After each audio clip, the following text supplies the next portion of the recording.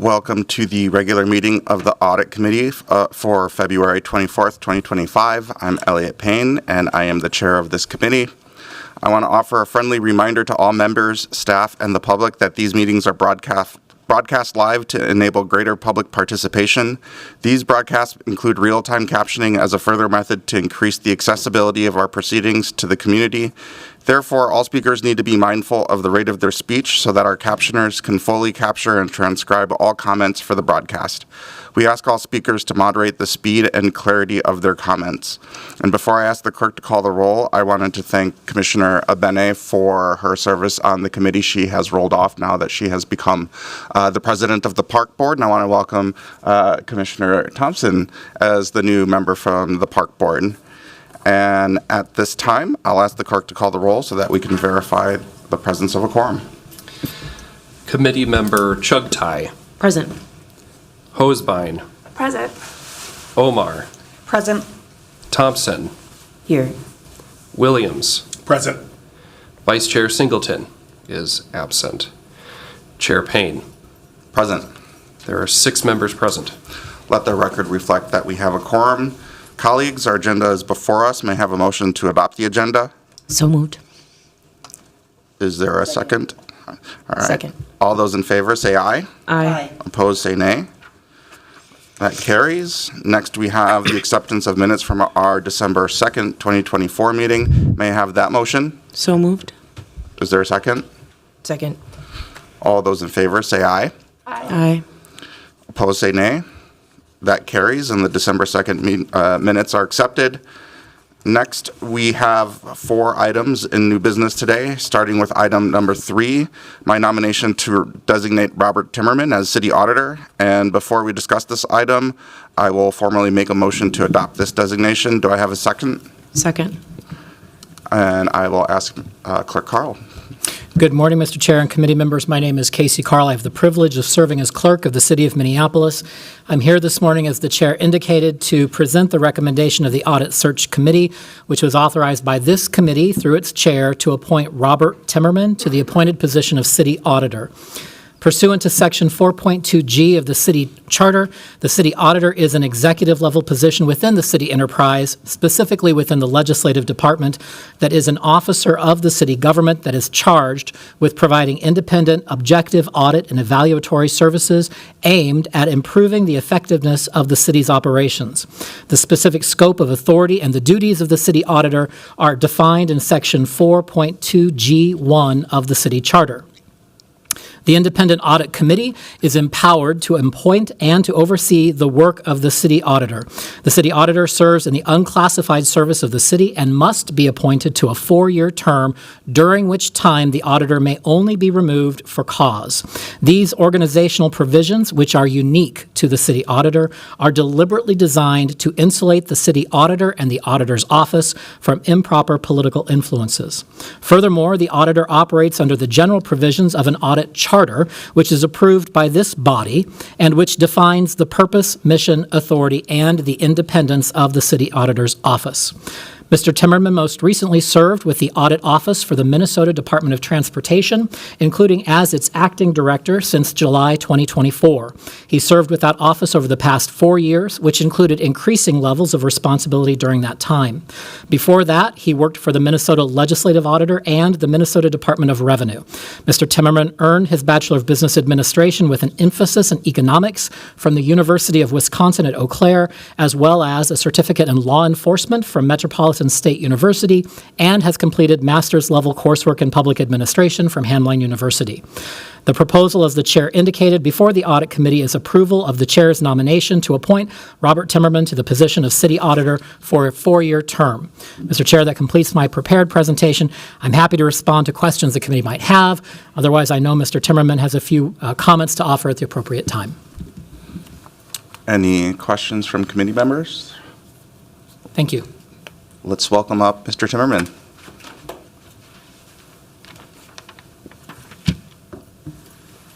Good morning, Chair Payne, Audit Committee. Although the vote hasn't been taken yet, I am honored by the prospect of being appointed to the city auditor position. I want to express my sincere gratitude in your confidence in my ability to serve the city. Your trust is not something that I take lightly. I'm committed to upholding the highest standards of accountability, transparency, and integrity across the city of Minneapolis. Minneapolis is a city of resilience and diverse voices, and it is my privilege to contribute to the systems that help ensure fairness, efficiency, and responsible stewardship of public resources.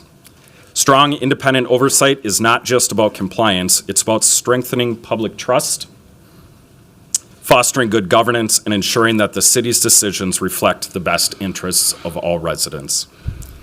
I look forward to working collaboratively with the Audit Committee, city leaders, and the community to drive meaningful improvements and provide clear, objective insights that support informed decision-making. Through my core value of leading with compassion and equity, I plan to build on the great work already being done by the office, while seeking continuous improvements to bring you meaningful, timely, and accurate recommendations. Once again, thank you so much for this opportunity. I'm excited to serve, and I'm ready to get started. Thank you. Thank you. Do any members have any questions for Mr. Timmerman? Any comments? Well, I just want to thank you for going through the process with us. I know it was quite rigorous, and we're excited to have you. I also wanted to get this opportunity to thank Mr. Pujal. You stepped into a really intense role at a really intense time in our city, and I think that your steady leadership has really set us up for success going forward, and I'm just really grateful for everything you've done over the last few months. So thank you, Mr. Pujal. And with that, seeing no further questions or comments, I'll ask the clerk to call the roll. Committee Member Chugtai, Aye. Hosbein, Aye. Omar, Aye. Thompson, Aye. Williams, Aye. Vice Chair Singleton is absent. Chair Payne. Aye. There are 6 ayes and 1 absent. That carries, and that item has been approved. Welcome. All right, next we have item number 4, which is a report from the Neighborhood and Community Relations Department on city funding to NCR organizations.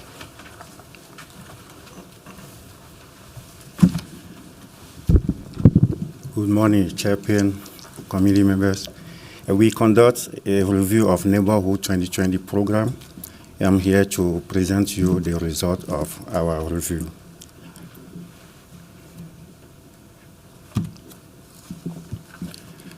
I want to thank the community, Neighborhood Community and Relation Department and Finance Development Division for their cooperation and during the entire review.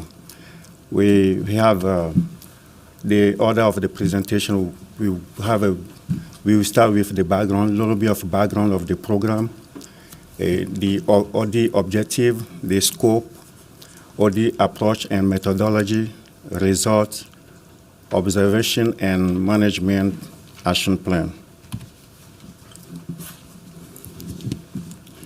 The city will provide various funds to support the effort of neighborhood organizations to achieve equitable civic participation and build long-term capacity to improve resident life. In November 2020, the Minneapolis City Council approved a new program. We call that Neighborhood 2020 Program Guidelines, a new program to support neighborhood organizations. Prior to that program, the city of Minneapolis provides various programs to fund to support its neighborhood. We have a neighborhood revitalization program that started in 1989. We have a community participation program that started in 2011 and ended in 2020. The current program will support more than 70 and other community-based organizations through four different funding. We have a citywide neighborhood network fund, equitable engagement fund, partnership engagement fund, and collaboration and share resource fund. Those are the 4 funds. They still have little bit of leftover fund they spend in NRP, but this review excludes the NRP and the CCP. The Neighborhood 2020 Fund is a reimbursement-based program where the organization incur and pay for fund and request a reimbursement through the city. And the NCR department process one of those funding, and the other three funds are processed through the Development Finance Division. The objective of this audit was to assess the funding requirement and see the required internal control for neighborhood organization. The audit scope includes this engagement cover an assessment of the design of operating effectiveness of control related to the city neighborhood 2020 program from January. We cover from January 2021 to December 2023. It's the first cycle of the program. This program starts, the City Council vote on the program in November 2020, but the program started, the first cycle covered January 2020 to December 2023. Audit approach and methodology. We review the adequacy of and completeness of policy and procedure. We review change management control related to policy and procedure. We assess the adequacy of management oversight and monitoring of the program. We assess compliance with Minnesota State non-profit organizational regulation, the funding policy procedure and requirement, the term of contract between the city and a neighborhood organization. We will review and analyze management of potential fraud risk related to fund allocation, external audit report, NCR risk assessment and spot check report, annual and other reports submitted by neighborhood to NCR.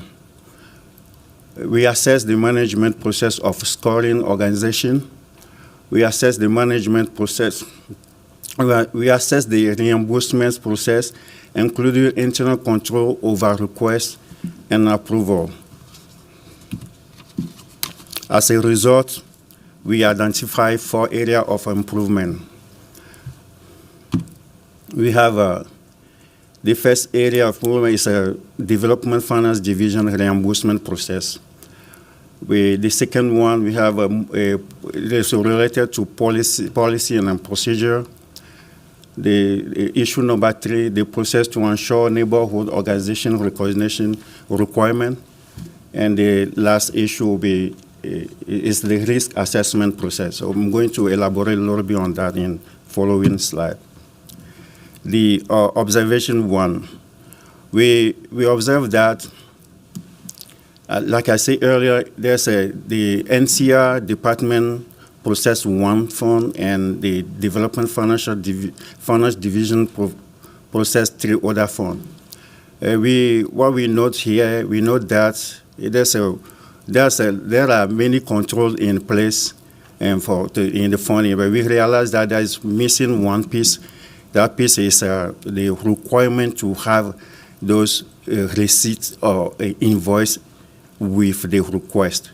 What I mean that the NCR area, when they process the request, we note that when we review the sample, we know that they attach every invoice and receipt to that. But in the other side, the DFD, we miss that piece of the control to put in place. So management, they have many control in place. The management believe that those controls they have in place are sufficient. They review the organization's financial policy and procedure approved by NCR.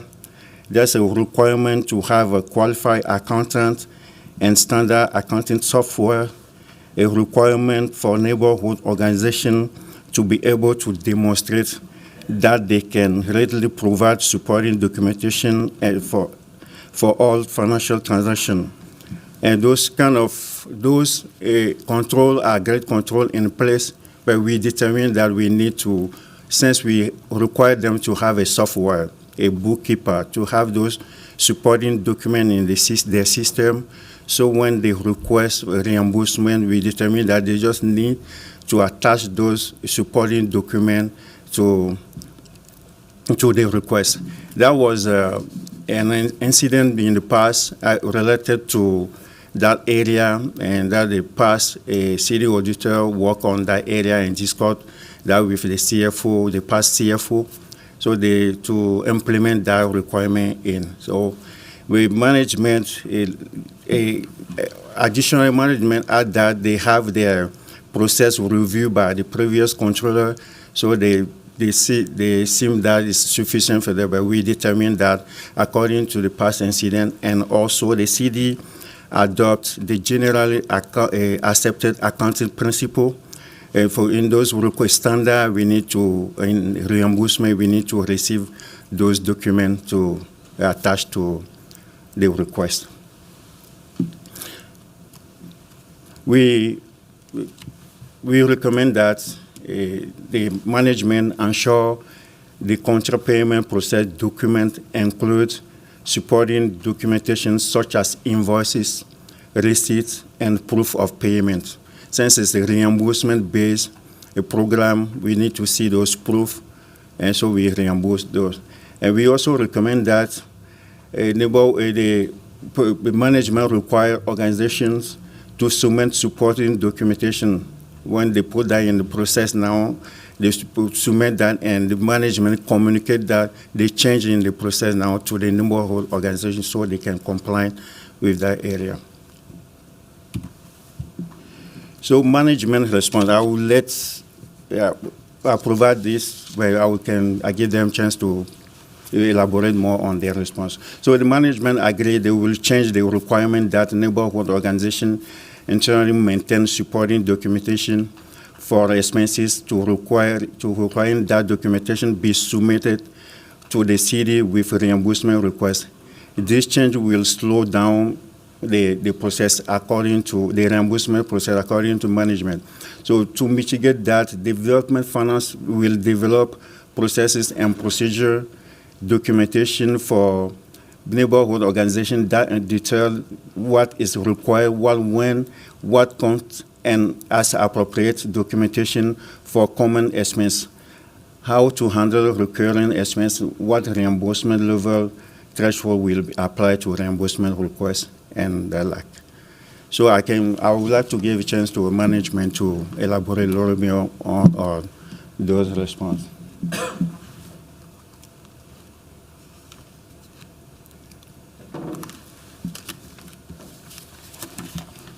Welcome.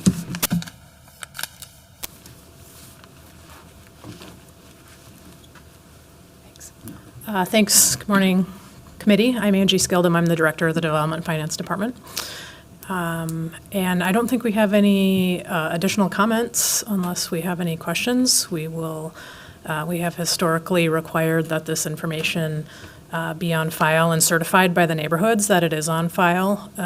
We will now collect it on file in the city instead. And that's the plan for going forward. Any questions? Member Williams. Thank you. I think I'm a little confused, and I just want to make sure I understand the process. So this is a payment is being made, and then the neighborhood organization is being reimbursed. Am I understanding that? If the documentation is not attached to the reimbursement request, how do we know both A, what should be reimbursed, and B, if we should in fact reimburse it? Sure. So our full management response documents a pretty extensive process of what has historically been collected that provides that information through a cover sheet and through other processes. We will continue to follow that process. It's just that now that the actual receipts that document that reimbursement request will be included. So they have always been required to explain what what expenses that have been occurred. My staff then reviews those requests for eligibility under the program rules, requests backup documentation if we have any questions about any of them, and then processes that reimbursement. So is it fair to say it's almost an honor system? They're telling you what the amount should be, and we're taking their word for it? No, Chair Payne, committee member, it is not an honor system. There is quite an extensive amount of documentation that is required. They have been just simply required to keep it in-house, and now they are required to give it to us automatically instead of upon our request. Okay, thank you. Yes. Member Thompson. Thank you, Chair Payne. I don't know how you do it with the raising hands. Oh, I'll find one. Hi, thank you. So just to piggyback on that, just to clarify, neighborhood organizations were supposed to have this on file at the organizational headquarters space. And now, because a lack of documentation, now we're requiring it to come to the city. Is this correct? Chair Payne, committee member. The subtle difference, I think, in what you said. There's not been an established that there's a lack of documentation. It's really been just where is that documentation held. Previously, it was held at the neighborhood level, and then they provided a signed, like a sworn statement certification to us that they had it. And now, going forward upon the auditor's recommendation, we're going to just kind of collect that automatically instead of asking for it when there's any questions. For example, there's a lot of recurring expenses that neighborhood organizations, so these funds fund the operations of the neighborhood organizations. So things like, for example, rent. We have a lease, those payments recur, and that would be normally held. So this is why we need to develop some new documentation for the neighborhoods, so we kind of can differentiate between things that recur, like a rent or maybe reimbursements for a neighborhood organization's event that they held. And we have always required receipts or et cetera for those expenses that were occurred. It's just a matter of kind of where have they been housed, and that is what is changing here. Got it. Is there, how often would they make reimbursement requests? Is it like monthly, yearly, per event? My staff for that one. Sorry, I'm getting the weeds. It's my first meeting. Welcome. Good morning, Chair Payne, committee members. My name is Bob Cooper. I'm the manager for NRP and community participation within Development Finance Division. Committee member Thompson, or Commissioner Thompson. Thank you. Excuse me. Now I've forgotten your question. How often do they make reimbursement requests? Generally? There is no general rule. We don't require any periodic. So some groups submit every 2 weeks. Other groups submit once a year. I suspect with the request for them to provide the documentation, the ones that request once a year will probably happen more often. In general, we process about 600 to 700 payments per year to the neighborhood groups. That's a lot. Tell me. I feel like I had one more question, and now I can't. Let me go through my notes. Is this? Would you consider this citywide, or are there some orgs that are a little less? Every neighborhood than, with. Yeah. Okay. Excuse me, Chair Payne, Commissioner Thompson.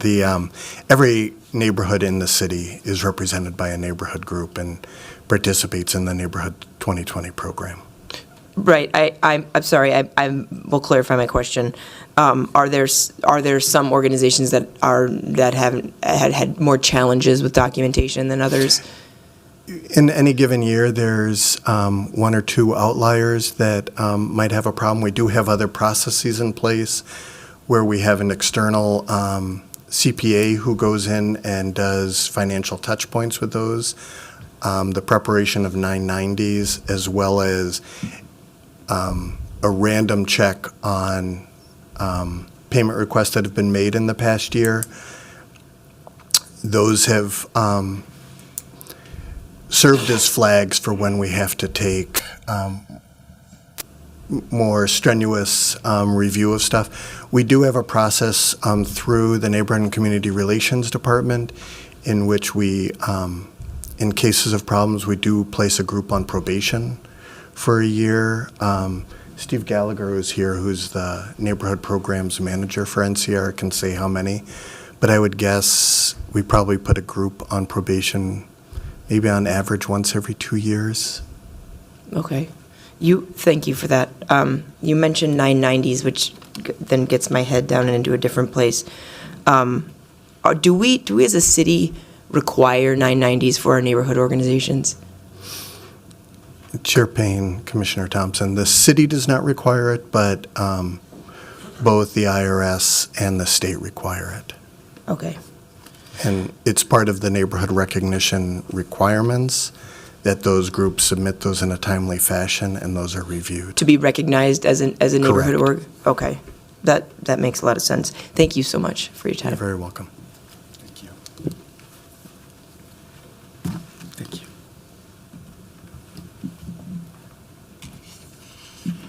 We move to the issue number 2, policy and procedure area.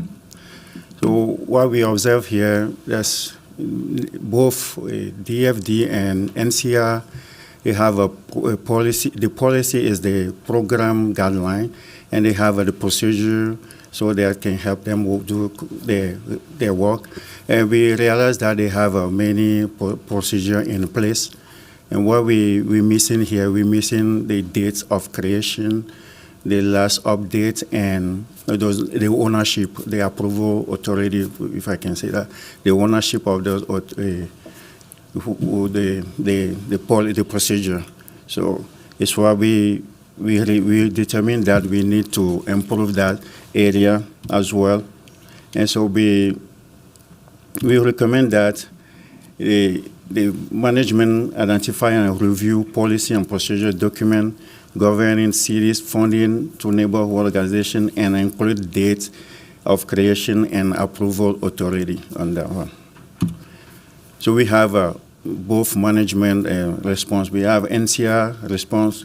In response to the best practice, NCR will create a library or single source of document folder in this policy and procedure and guidelines, dates, stamp, indicate approving authority, and link to approving documentation.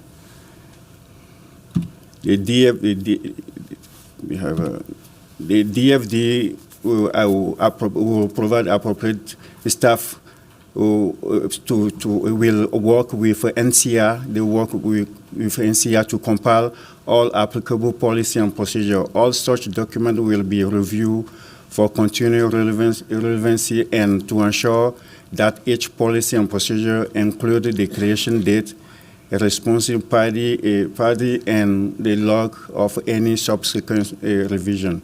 So both provide this match for the completion, the date of completion. So that concludes the policy and procedure area. Do you have any question? Any questions? Not seeing any. Okay, thank you. We move to oversight and monitoring.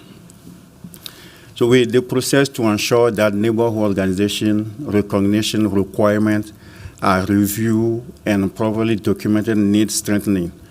What we mean by that, we have many requirements under each fund, and the management are doing, are reviewing each fund, each requirement. For example, that's a requirement to ensure that those organizations still keep their status of a non-profit organization.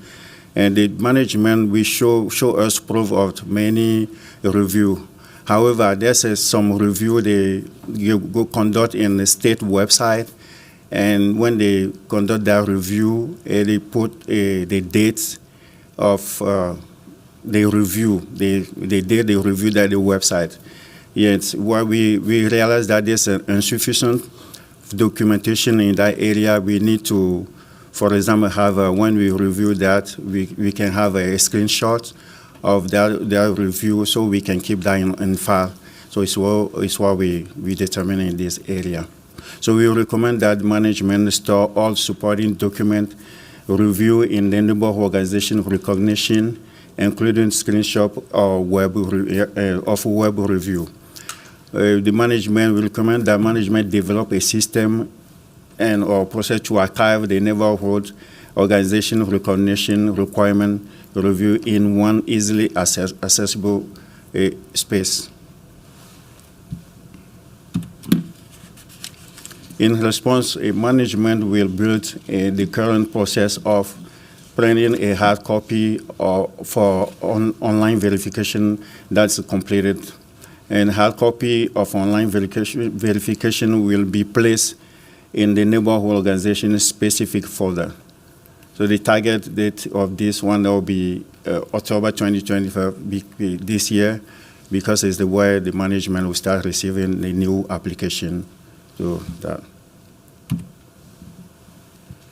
that concludes the issue. Any question? Member Hosbein. Thank you, Chair Payne. I'll start this off by saying, audit team and NCR, if this is kind of outside of the scope of the audit, let me know, but I have a couple of questions, specifically driven by pages 7, 8, and 9 of the report, specifically about the Equitable Engagement Fund and the applications of those. And I think this is more just a process question before payment is in the works. Do you feel that there is kind of equitable advertising, equitable knowledge, equitable resources with all these neighborhood associations to submit an application and to know about it? Because I think if you look at the numbers on pages 8 and 9, there's a lot of neighborhoods that I think would very much be within this equitable engagement fund. However, they're showing pretty low dollars, or we see a high dollar in 2021, but not in 2023. So I just was curious if there's the management and the personnel at the neighborhood level to be able to, actively use this money for what their community needs. Steve. Chair Payne, Commission member, my name is Stephen Gallagher. I'm the Neighborhoods Program Manager for the City of Minneapolis and Neighborhood Community Relations Department. If I understand your question, you're asking, is there the capacity within the neighborhood organizations to both comply with these pieces and to actually submit an application? And the simple answer is, yes, they are. Some organizations are run by volunteers, some are run by dedicated staff members, but the relationship between NCR and my team, along with neighborhoods, we're there as technical advisors also to ensure that each neighborhood is able to access funds that are allocated by the city council. So, and I'll say that this is the first year in the history of the city of Minneapolis that all residents in the city have a organization that represents them. Okay, great. And so just by that alone, I would say that what we're doing internally at NCR, the communications with neighborhood organizations, and the involvement in residents has actually shown to be a success through the Neighborhoods 2020, as everyone is now represented. Perfect. Thank you for that. I just know when we see a lot of things through this committee, there's sometimes disparities in just access to resources and knowledge of these programs. So your team, that sounds like a great add to this. So thank you for that. Thank you. Last observation, there's an NCR risk assessment. The NCR and DFD division, they conduct annual risk assessment of the neighborhood organization. So to determine the highest risk area of the program. And one of the goals of the risk assessment is to recommend the highest risk organization to external audit review, for external audit review. We determined that they are conducting the risk assessment and annual risk assessment. We observed that they cannot they don't have that much fund to recommend those high-risk organizations to external audit. So they have insufficient funds. They help on 990, and the leftover is what they use for external audit. So here, it's not an issue related to the risk assessment. They are conducting that. But the issue is related to the goal of the risk assessment. We cannot provide more sufficient, we cannot recommend sufficient neighborhood. For example, if they found like 10 neighborhoods with high risk and to go through that external review, we don't have sufficient funds. Sometimes they can recommend only 3. And so here we recommend that they will update the risk assessment methodology because to add another criteria where also we recommend that the NCR and DFD work with the city leadership to allocate more fund to fund for that program so they can recommend more high risk organization to external review. So the management in the internal audit report suggests that, so the management use the numerical value to place a value placed on each neighborhood as their priority list of those organizations which could use an audit, agree upon procedure, financial review, or an augmented RIS 990 process. Future assessment will incorporate a hybrid system by attaching a color-based system with the numerical evaluation. Also, management agreed to work with a city leader, maybe in the next budget cycle, to recommend more funding to allow them to for that external review. Any questions on that section? I've got one question. Under the existing risk assessment process, I'm wondering if NCR could speak to how many audits might be flagged through that process. And then the follow-up question would be under the new recommended action plan here, how that might change in the future. Okay, thank you. Chair Payne, that's an interesting question that I've been thinking about, whereas if we're requiring receipts and invoices for all of the reimbursements, does that actually decrease the amount of potential utilization of a third-party auditor? Because if you think about a lot of these organizations are under $50,000, and if we can show that through confirmation of the receipts that it's been spent in accordance with the city laws, funding guidelines, is there still the need for a large audit, if you will? We internally believe that we'll have to take a look at what that means, but at the same point, we need to have access to the third-party auditing service. We've always thought, like, one person trying to commit fraud is very tough. If you have 2 or 3 that are trying to commit fraud, then it's harder for us to detect. So we oftentimes, during the risk assessment meeting, we look at a variety of factors, anywhere between things like, did a long-term staff member leave? Has there been a board mass exodus or an exodus of board members? Have we heard rumors? Are residents coming to us?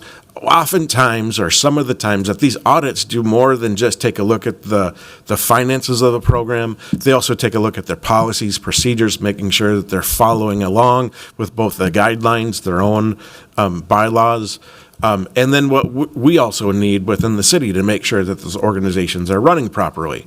It goes to having residents that are proud of their neighborhood organization because they can see an actual audit that says they're doing good work. So it strengthens the relationship between residents and neighborhoods. It also strengthens the relationship of other city departments that want to work with neighborhood organizations, as that they can see here's an audit that they went through. Whereas other city departments, if they want to work with the neighborhood, maybe a lack of knowledge about how those organizations operate with the city, maybe there can be some trepidation there, especially with nonprofits in the news lately. We want to just make sure that our neighborhood organizations are solid.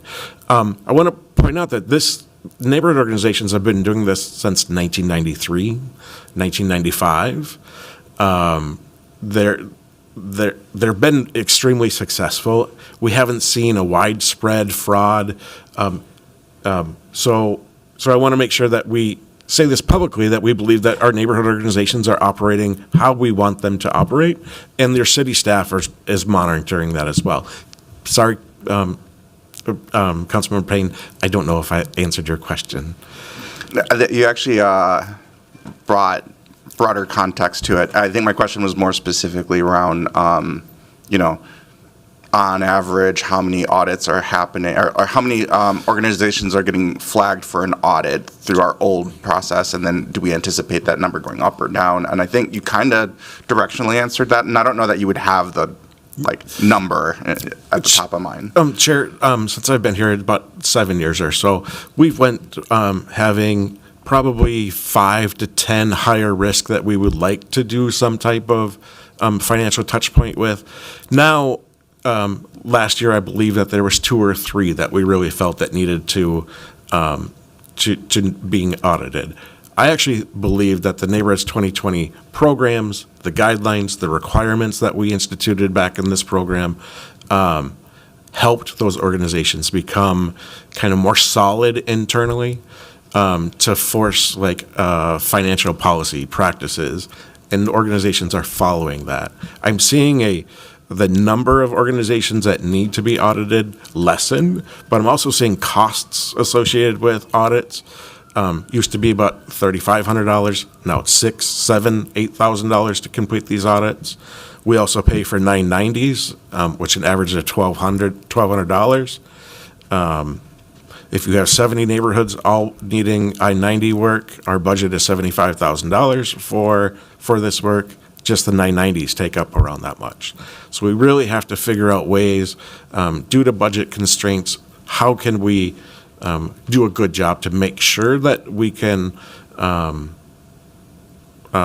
communicate that there's no fraud, waste, and abuse happening. Thank you. Yeah, thank you. Member Thompson. Thank you, Chair Payne. I just had a question based on that idea. Talking again about the 990s and looking for potential ways that we would identify fraud, I know that some nonprofits, non-government organizations use other places, civic organizations such as the city, as their, I believe the terminology is their financial operator or their organizer, where they don't actually do a 990 themselves, but they get money through these other organizations. Is there any way for us to find out if some of our city funds through the orgs are going into, is that part of the audit, that information, or no?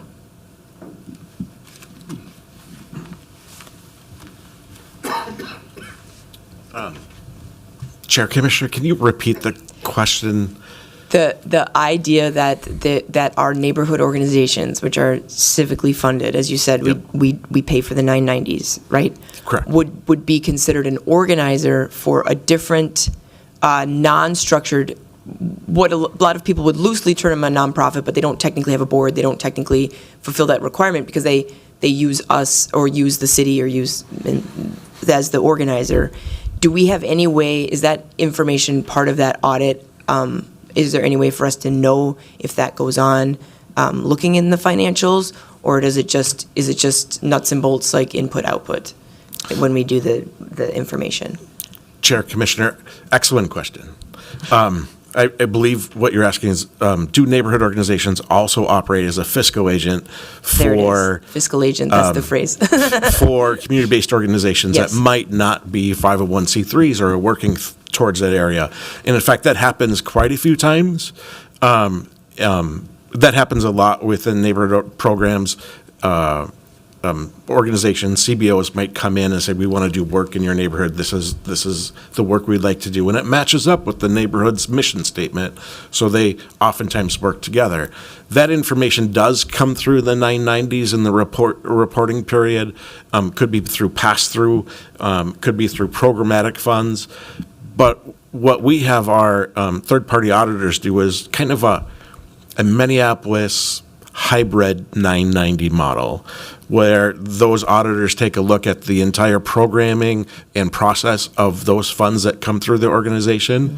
Oftentimes, we can see a neighborhood or an organization that maybe needs a higher financial touch point through those 990s, because we do get all of the information when it comes to income and expenses, and then we can ask questions through there. So it's not, the way we do our 990s is not a straight, give us your balance sheet and we'll fill this out, but rather, give us your balance sheet, but let's dig down to it a little bit more so we can also explain the numbers of the 990 to the board members to make sure that they're aware of how the organization operates. Okay, that makes sense. So we as a city, into the neighborhood orgs, into these other loosely held organizations, we don't have any audit capacity over those things, do we? And do we have any sort of information on whether or not those achieve the city's said mission statements? I mean, do we have any sort of rubric to understand where that money ends up going or what it does once it passes through a neighborhood organization? Chair, Commissioner, are you asking like? Do we have, if I were to give an example, right? Yes, Let's please. say that someone is like the fiscal organizer, or what is, I can't remember the phrase. Fiscal agent. That's it, thank you. To, let's say, me, I just claim that I'm going to do work, I'm a teacher, I'm going to do neighborhood tutoring, right? And I need a space, and I need, some money to do what I do in order to pay my bills, right? Would there be any sort of, if I got funded through my neighborhood organization because they were like, hey, we could really use this, there are a lot of kids who need tutoring, blah, blah, blah, blah, blah, right? Would there be any accountability on me from the city, or would it just be through my neighborhood org? Does my example sort of make sense? Yes. Sorry, Chair, Commission member. Like, would I be obligated to show my receipts to this committee, for example? If these funds are city funds that you're accessing, or funds that were allocated to the neighborhood organization and then sub-allocated to a CBO, then they would have to go through the same process, because those are city funds, tax funds that our auditor would take a look at. If these funds were to come from a foundation or another a foundation or other entity, and it goes into the neighborhood organization, then the city of Minneapolis and my department would not have purview over those funds. Got it. That makes total sense. Thank you so much for understanding my question to begin with. Thank you. And then being able to answer it. Thank you. Any other questions? Seeing none, I will direct the clerk to receive and file this report and make a motion to direct staff to publish the report. All those in favor say aye. Aye. Opposed say nay. That carries, and we will move on to item number 5, which is the 2025 Enterprise Risk Assessment and Risk-Based Integrated Audit Plan, and I will invite up Mr. Pudial to give that report.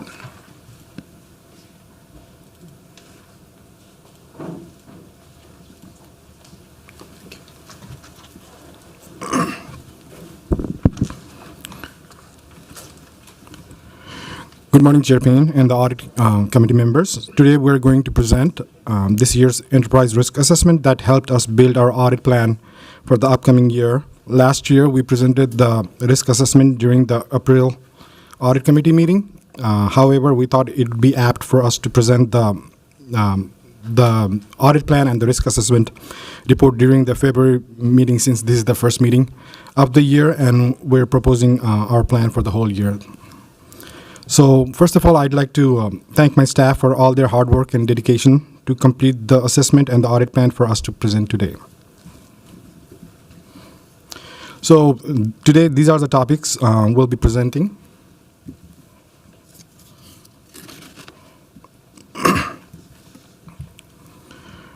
We are required to use independent objective assessment of governance, risk management, and control processes to evaluate how the city is functioning. Identify those areas where there are significant underlying risks that will allow us to deploy our audit resources in those areas.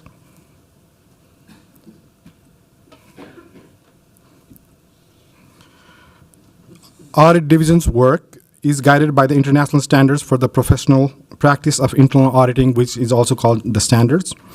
The Institute of Internal Auditors, IIA, sets those standards, which gives a professional auditing framework to perform the risk assessment.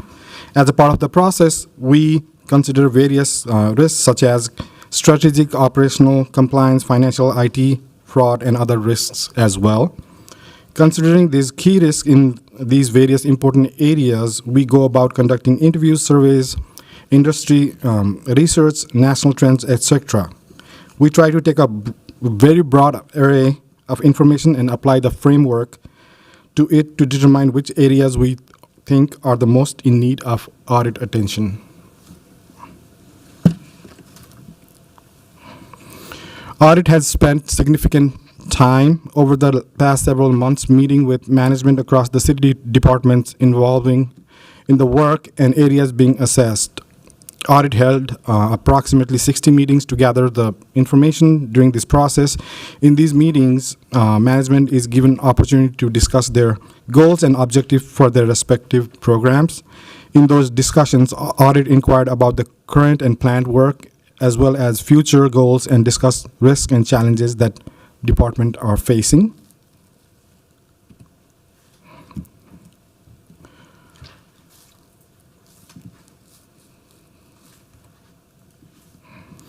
All City of Minneapolis programs are included in this assessment. That includes the Park and Recreation Board and their programs as well.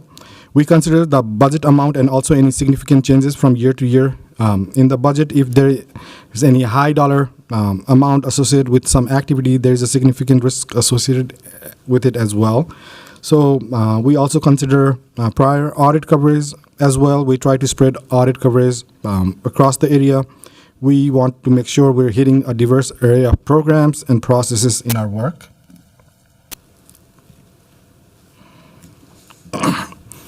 We rate risks in terms of likelihood and impact.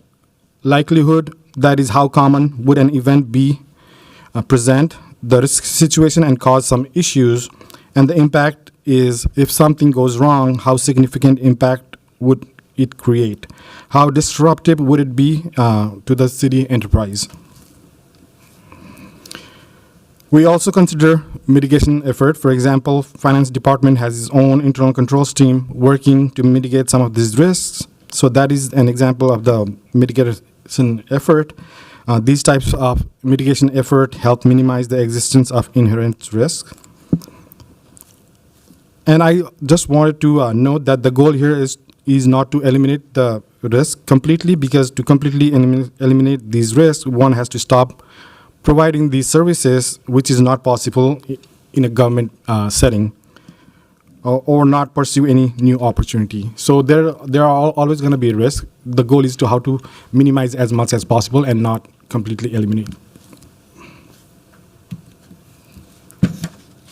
And here are some of the factors that might increase or decrease risk, and we consider these factors while performing our risk assessment as well.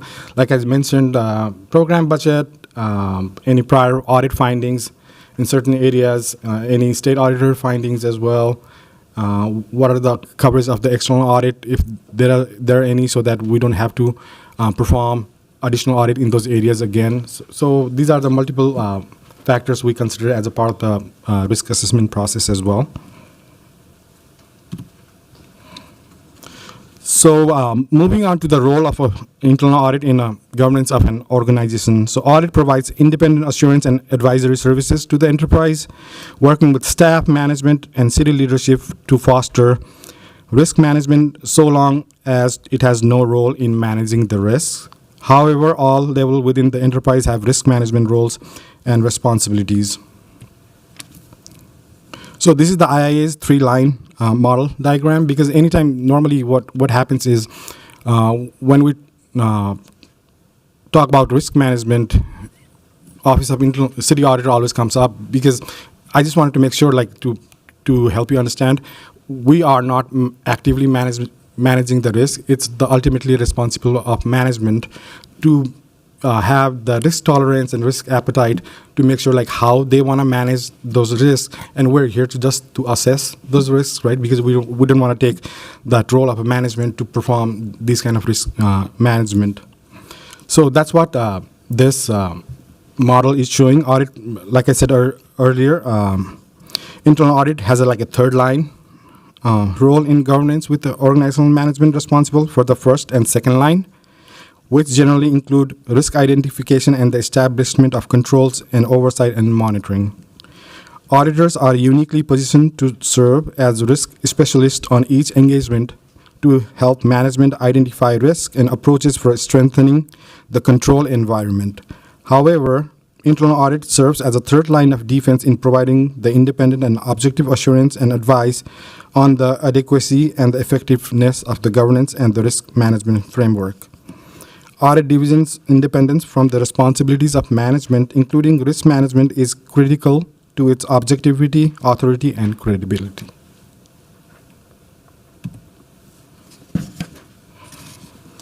Now, moving on to some of the risks that we identified. So based on these approach and methods, audit has identified emerging and overarching risk themes for the enterprise. These themes are broad and may impact departments and operations in varying ways. The list is not exhaustive, but rather are selective thematic risks with high inherent and high residual risks. A number of these risk themes were identified and described in previous risk assessment as well. For some, there may not be clear opportunities for audit at this time. However, we would like to highlight them for management so that these risks could be proactively managed by them.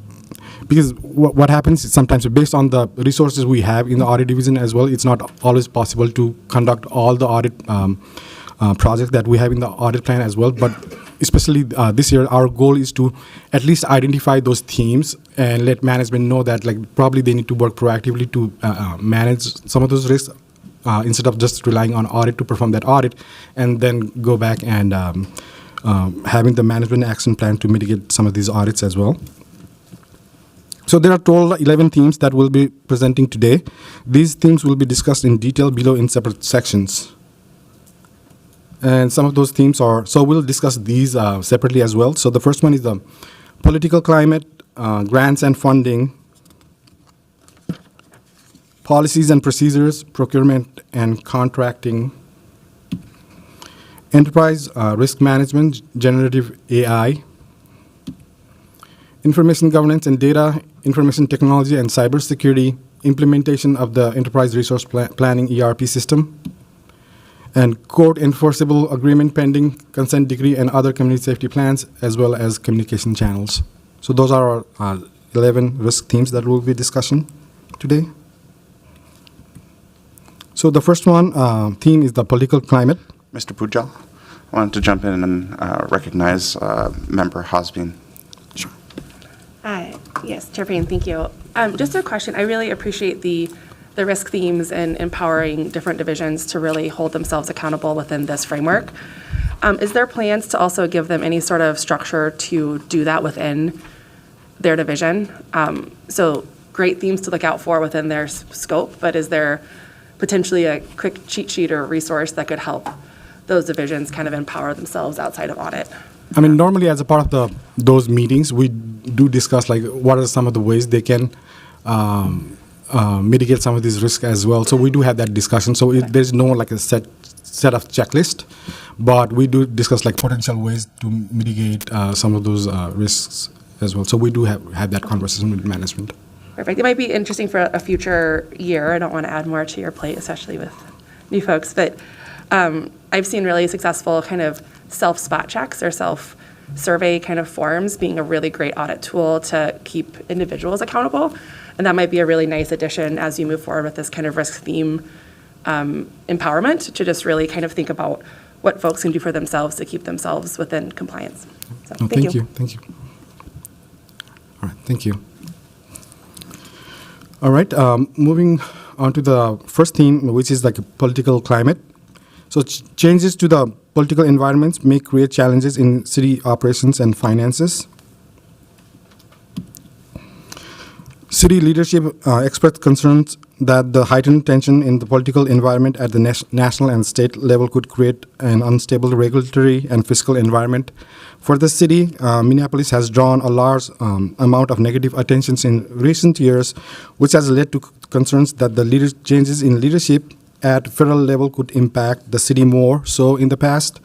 Therefore, departments should have plans in place to deal with changes in leadership to minimize the risk of disruptions to services if this were to occur. So basically, when we're talking about this one, so we are mentioning about some of these, like with the healthcare issues and immigrant issues that might change how city want to respond if something were to change at the federal level. So we need to, as a city, be aware of some of those changes and how we're going to handle in future if that were to occur. Moreover, it also appears that there has been a lack of alignment between the city leadership and city council. A healthy working relationship between the executive and the legislative branches is essential. For the effective governance for the city, these misalignments not only impede day-to-day operations, but also can have a long-term consequences for the strategic initiatives, public trust, and service delivery. While disagreements are a natural part of the democratic system, prolonged tensions can escalate, leading to the governance gridlock, financial strain, and reputational damage. Proactively managing some of these tensions through strategic communication, conflict resolution, and a focus on shared community goals is essential to safeguarding the long-term effectiveness and the integrity of the government. And this theme we just wanted to highlight, but we don't have any specific audit plan around it. So the next one is the grants and funding. So potential reduction in federal funding poses significant risk to the city's ability to sustain critical staffing levels essential for delivering public services. Federal funding plays a vital role in supporting key programs and essential staff positions in the city. Recent developments at the federal government indicate potential cuts to the federal allocations, which could significantly impact the city's ability to fund critical staffing positions. A reduction in federal funding may lead to staffing shortages, directly impact the delivery of the critical public services. The potential loss of federal funding necessitates finding alternative financial resources to sustain critical roles. The uncertainty surrounding federal funding could negatively impact employee morale and productivity, especially for staff whose positions are directly funded by federal grants. So, for example, over 60% of the emergency management staff is currently reliant on FEMA grants for daily operations. Similarly, 15 FTEs in the fire department are funded through federal funds. Concerns about job security could lead to increased turnover, resulting in the loss of institutional knowledge and increased recruitment and training costs. So maybe in future, management would like to see how we can maybe provide alternative funding, whether through general funds or any other fundings, to fund some of these like critical staffing at the city.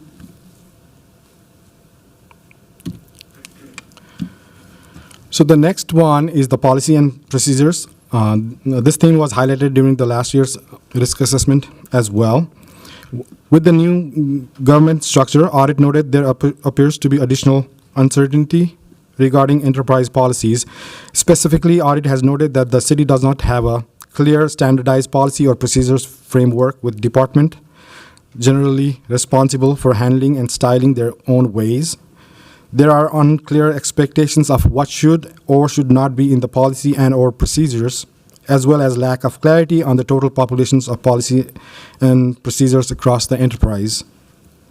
In addition, the path for approval also varies and is not fully clear for stakeholders, furthering delays and inactions, because there could be sometimes policy and procedures which are more admin policies, which has to go through the administration, versus other type of enterprise-wide policies has to go through the council. So there's basically we don't have a good process of identifying what those policies and procedures are, so that what could those next steps could be. So instead of figure out some of those steps, we rather, we have seen in the past, like probably there is not willingness to change some of these policies and procedures, which hinders the active process of updating and creating whenever there is a change in process as well. So established policies and procedures create a framework and standardized work environment that benefits both organizations and employees. Recently, budget was passed for the purchase of the enterprise policy management system. Therefore, it's critical for the city to adopt standardized approach to create, update, and manage policies and procedures. And to give management credit, there has been identification, especially for this year, to recognizing, there is a need for, have a standardized process, and there has been certain steps that have already been taken to go toward that path, but we just wanted to highlight this as a risk as well for now. Member Hausman. Thank you, Chair Payne. I really appreciate this being on the list, and I think it's, like you mentioned, it's an issue high up in every single audit that comes from your team. And I guess I have a question about reporting to this project from your team, because so much hard work has been done, and you've probably seen, policies or procedures that are either there or not there, that could kind of go to this master list. Is there any sort of accumulation of all of these potential issues where they could start like a prioritization list of which policies should be getting attention first? And I understand this is like to set the structure to do it, but in parallel, all the work that's being done today with all these other audits, is that being captured within this project? At least from my perspective, whenever we're looking at the policy and procedures, first thing has to be just the identification of the whole population, right? Because without that, we can't look at which policy we should prioritize versus others. So at least the first step would be the identification of the total population of some of those policies and procedures. Then from my perspective, probably I want to look at whether it affects the enterprise-wide, some of the policies, and if they're not as updated as possible. So maybe start from there, and then based on the criticality of the functions and the programs as well, and how old some of these policies and procedures are, because even in one of the audit we did in the past, we identified some of these policies that have not been updated since 1980s, right? So look at some of those. So there's a mixed bag of ways we can prioritize some of these policies and procedures, but the first thing, like I said, is to at least identify those policies and procedures. Perfect. And I know it's a hard balance between doing the work as the bigger project work is being done, but just appreciate the work that your team does in reporting to us of what policies really are critical, and we just hope that that's continuing to be communicated to the Office of Public Services. Thank you. Yeah, thank you.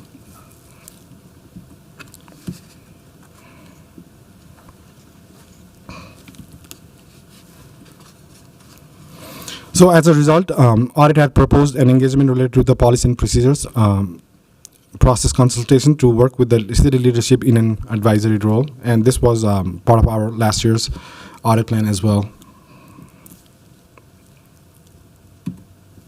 So the next one is procurement and contracting. Procurement activities, including contracting and contract management, pose a variety of risks to the enterprise and continue to be a challenge for management and departments. Procurement process ensures the city gets best value for the goods and services, transparency and accountability, and prevent the risk of corruption. A well-designed procurement process not only facilitates the acquisition of goods and services essential for the delivering public services, but also foster competition fairness, helps minimizing the risk of fraud, waste, and abuse. However, during the risk assessment, we identified that there had been ongoing concerns about the city's procurement processes. An inefficient procurement process can lead to a multitude of risks, including financial losses, misallocation of resources, fraud, legal non-compliance, and damage to the organization's reputation. There have been events or concerns about contracting activities in certain areas, such as in the Neighborhood Safety Department, where Audit is actively working on an engagement right now. However, Audit has noted that the risks and challenges are enterprise-wide. As a part of the 2024 audit plan, audit had recommended this project as phase 2 of the procurement-related review, which will carry forward to the 2025 audit plan as well. Also, there is a neighborhood safety contract management audit that is in progress to review the contracting process in the department, which we're doing right now.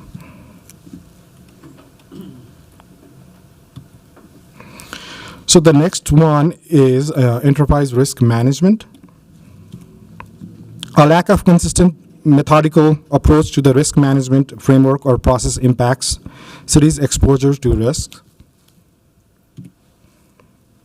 And as I mentioned earlier in the presentation, senior management serves as the first line of defense by leading and directing day-to-day risk management decision-making, identifying, assessing, mitigating, and monitoring risks, and effectively implementing a risk management framework, including reporting and escalation.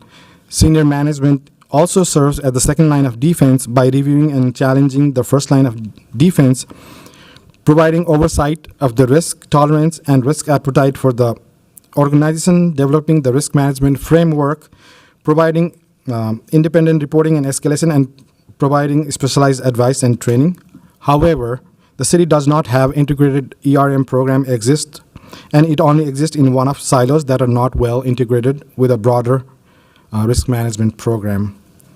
Such frameworks can help strengthen an organizational preparedness for a crisis and increase resilience to risk by continually identifying opportunities to be more effective in the future.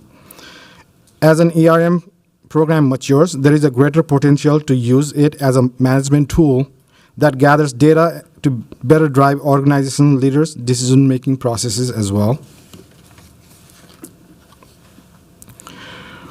Audit Division's annual risk assessment process could be more impactful should it have reference to the city's integrated ERM framework from which enterprise data could be analyzed.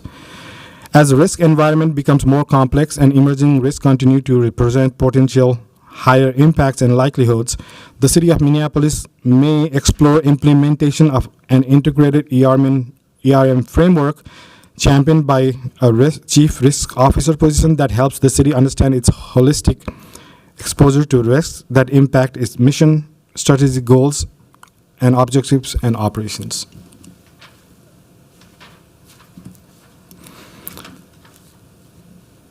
Audit will continue discussing and working with stakeholders within the enterprise. In the interim, Audit also has several projects overlapping with other risk themes related to the risk management or risk assessment across the enterprise, focusing on IT aspects and internal controls.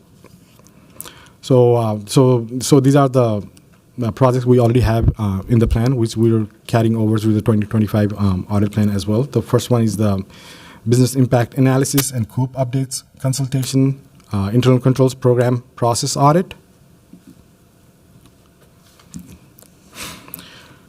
Additionally, related to risk management efforts by management within the departments, Audit has one project moved into continuous monitoring after providing an update in 2024, which is related to the Neighborhood Safety Department risk assessment, which we work with the department to help them self-identify based on their programs and controls what are the potential risks they might have. And as a part of the exercise, they did identify some of the risks that they'll be working on. And as part of the audit, our role is to continually monitor whether they have been working on some of these risks and whether they're working to mitigate some of these risks or not. So that's one of the continuous monitoring we have in the plan for the 2025 audit plan.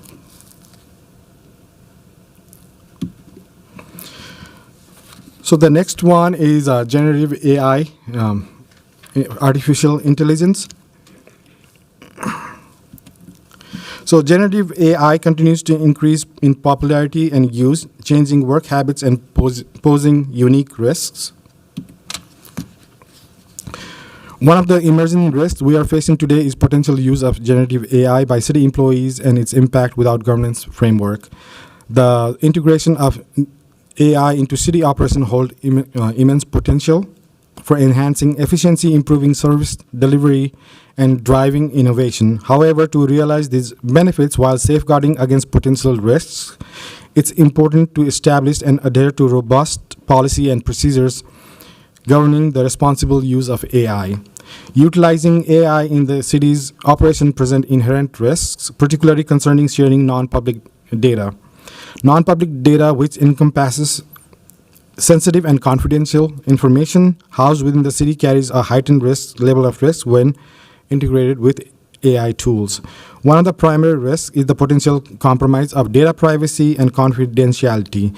When non-public data is shared with these systems, there is a risk of unauthorized access or disclosure, leading to breaches of privacy laws and regulations. Such breaches not only undermine public trust in the city's ability to protect sensitive information, but also expose individuals to potential harm, including identity theft, financial fraud, or discrimination. Comprehensive policies provide a framework for ensuring that AI technologies are deployed in a manner that upholds the principle of fairness, transparency, and accountability. Therefore, a clear governance framework and accountability mechanism are essential for maintaining public trust and confidence in the city's use of AI.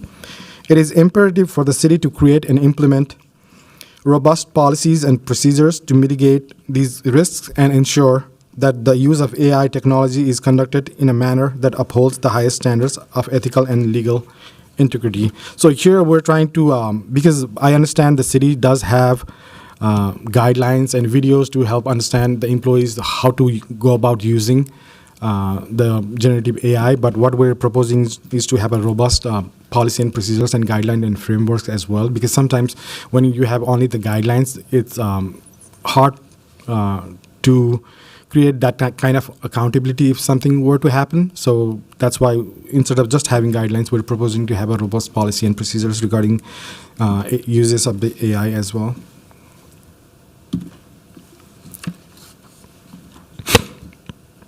So the next one is information governance and data. One moment. Sure. Member Hosmein. Thank you, Chair. Just another, so the last bullet point, principles of fairness, transparency, and accountability. I would also argue that accuracy, while it's kind of captured in all of those, like transparency can't be transparent if it's not accurate. I think that's one of the biggest, I think, for this kind of everyday employee across the board is the accuracy of relying on summarization and analysis by AI and it just not being accurate. And I think especially when we're thinking about the audit space, what a cool idea and what an efficient idea if you put a request in to a department to say, hey, we need all these documents, and they ask AI, summarize these.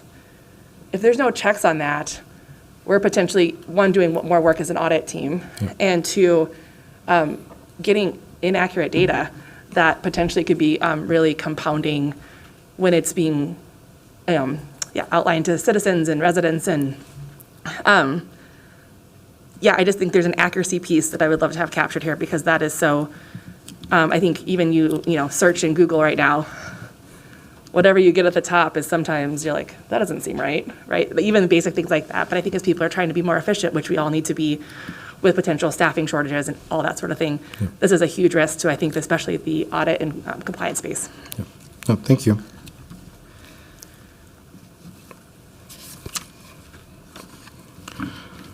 So the next risk theme is the information governance and data. So outdated or non-existent policy and policy frameworks around information governance may create risks to the operations and compliance with best practices and statutory authorities. Information governance refer to framework of policies, procedures, and technologies that ensure data is managed securely, accurately, and in compliance with legal and regulatory requirements. Effective information governance is critical for managing public trust, ensuring transparency, and enabling data-driven decision-making. A lack of robust information governance exposes the city to significant legal, operational, and reputational risks, potentially undermining the service delivery, strategic planning, and community confidence. Disorganized data storage and retrieval system create inefficiencies that slow down administrative processes, increase operational cost, and cause duplication of efforts. This hinders the departmental collaboration and reduces overall productivity. In prior years, Audit had listed a general consultation regarding the information governance on the audit plan, but the project did not come to fruition for several reasons, namely an immature environment for a consultation to take place. Audit will lend its expertise for the development of these systems, thereby addressing one of the high risks as the clerk's office develops the overarching system. Therefore, the audit is proposing an engagement related to the information governance consultation to assess policy framework with focus on information governance.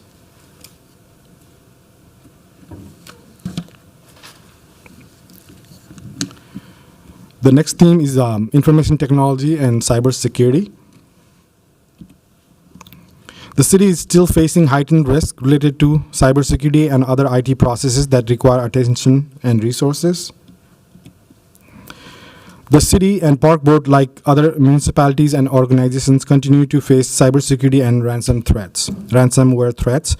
There has been an increase in attempted and successful attacks across the country. For example, in November 2024, the Park Board technology systems were attacked by an unknown person or group. As a result, phone lines were down, and the Park Board is currently determining what information may have been breached or accessed. As you can see, this is a real threat. The impact of a successful cybersecurity attack on the city could be severe, including costs related to the system downtime, responding to the threat, and payouts, and inability to provide essential services to the public for extended period of time, data breaches, and the leak of data and damages to the reputation. Recovering from attacks can take extended period. That's why the city needs to ensure that systems are adequately protected, staff are trained and knowledgeable, and the updated action plan are used in the event of successful attack.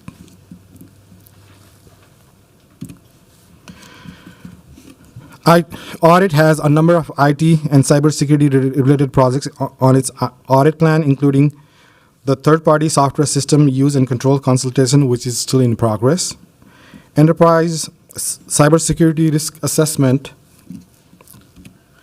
PIMS IT security audit follow-up. It's a follow-up audit that was initially conducted in 2019.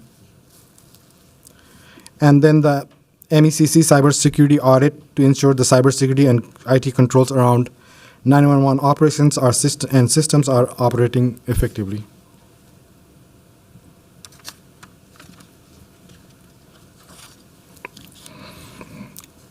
The next one is the implementation of enterprise resource planning ERP system. Delays to the ERP system implementation poses risk to operational efficiency, financial integrity, data security, and strategic alignment. ERP systems are crucial for enhancing operational efficiency, data integration, and reporting capabilities within an organization. The planned implementation of the ERP system aims to streamline admin functions, including finance, human resources, procurement, grant management, and other critical services. However, potential delays in the deployment process pose significant risks that could impact operational effectiveness, financial management, and strategic objectives. Delaying the ERP system implementation prolongs the reliance on outdated, fragmented legacy systems that are prone to inefficiencies. These systems often require manual data entry and reconciliation, increasing the risk of errors and duplicative work. This operational lag could hinder the city's ability to respond promptly to stakeholder needs, such as council and regulatory requirements. Prolonged use of such systems increase the risk of data loss, corruption, or unauthorized access, potentially leading to non-compliance with data protection regulations. Internal stakeholders, including employees and department management, may become increasingly frustrated with inefficient systems and manual processes impacting workforce morale and productivity. In addition, this may hinder our ability to enhance financial transparency, improve reporting accuracy, and optimize resource allocations. Before we move on, any questions from the committee? All right, so at this time, I'd like to invite Travis Cam, one of our community safety auditors, to present the next couple of themes.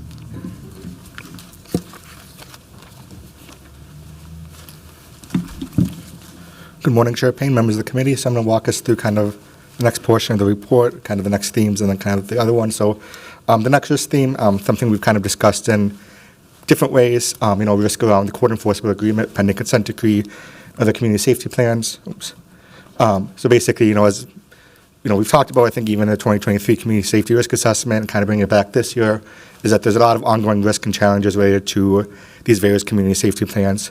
There's several different plans and categories. There's the MDHR court enforceable agreement, which has been out for a little bit now.